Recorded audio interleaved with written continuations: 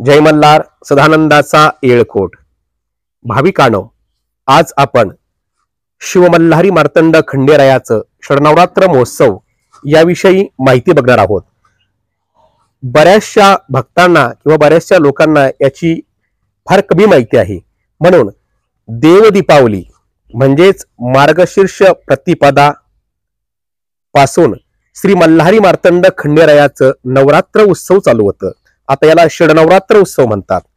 म्हणजे षडनवरात्र उत्सव म्हणजे 6 दिवसाचं मल्हारी मार्तंडाचं नवरात्र असतं.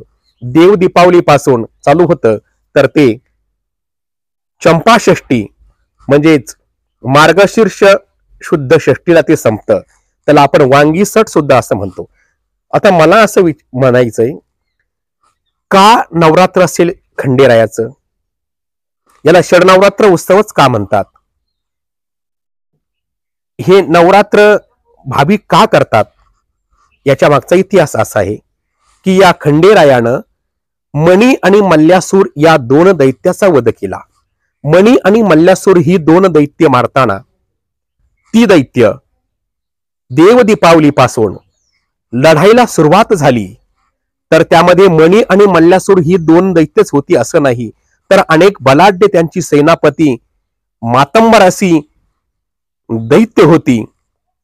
परंतु शेवटी मणी आणि मल्ल्यासुराचा वध या देवानं केला. मणी दैत्य मारला म्हणून मनोहर नाव प्राप्त झालं. मल्ल्यासूर मारला म्हणून मल्लहरी नाव प्राप्त झालं. मल्ल्यासुराचं हरण केलं म्हणून मल्हारी नाव प्राप्त झालं. खड्ग नावाच्या शस्त्रानं देवाने दैत्याशी युद्ध केलं म्हणून खंडोबा नाव प्राप्त झालं. अशा अनेक नावाचा माझा मल्हारी मार्तंड खंडेराया एकच आहे. आणि या 6 दिवस देवानं युद्ध केलं म्हणून आपण त्या दिवशी देवानं कोणचंही अन्न पाणी घेतलं नव्हतं.